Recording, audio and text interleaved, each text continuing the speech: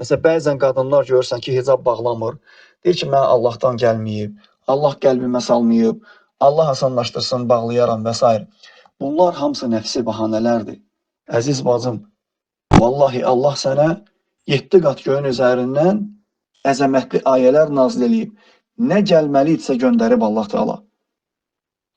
Əhzab surəsi 59-cu ayədə baxsan, Allah Teala öz peyğəmbərinə buyurur ki: "Ya eyyuhen nebiyyu qul li azvacika və banatika və nisa'il mu'minin yudnina alayhinna min jalabibihin zalika adna an yu'rafna fala yuzin və kana Allahu gafurar rahima."